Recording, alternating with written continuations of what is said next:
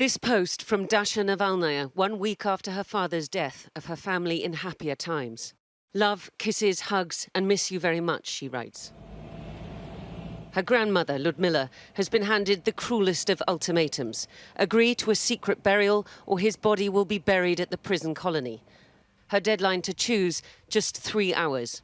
Отдайте Lyudmile Ивановне. Video appeals have been flooding social media. Russia's opposition luminaries, most of them in exile, demanding Navalny's body be returned to his mother so she can give her son a proper burial. But as is always the way with Russia, these are easily ignored. Vladimir Putin did pay his respects today, but not for Alexei Navalny, never for the one man who challenged him beyond all others. This was at the tomb of the unknown soldier for Defender of the Fatherland Day, a national holiday to honour Soviet troops killed in World War II and those who are fighting now.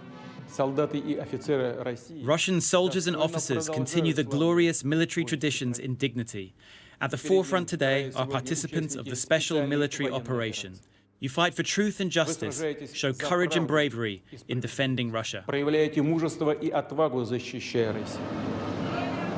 At a military museum just outside Moscow, we attended the same parade we'd watched 2 years earlier, just before Putin had invaded Ukraine.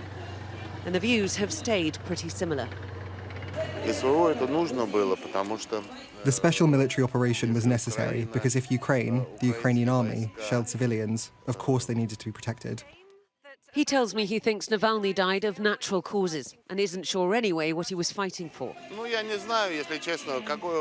I don't know what kind of freedom he wanted. I don't delve into politics. And being not into politics is a pretty standard response. Vladimir Putin has always marshalled patriotism and a warped sense of history and given the people something to latch onto, even as he has stripped them of all political agency. And it was that which Alexei Navalny was up against, not just the Putin regime, but also the passive acquiescence of the people. But the grief this week from those who did love and believe in Alexei Navalny was plain to see. And the authorities' cruelty now will only confirm in their minds Navalny's old rallying cry that Russia must one day be free. Diana Magnay, Sky News, Moscow.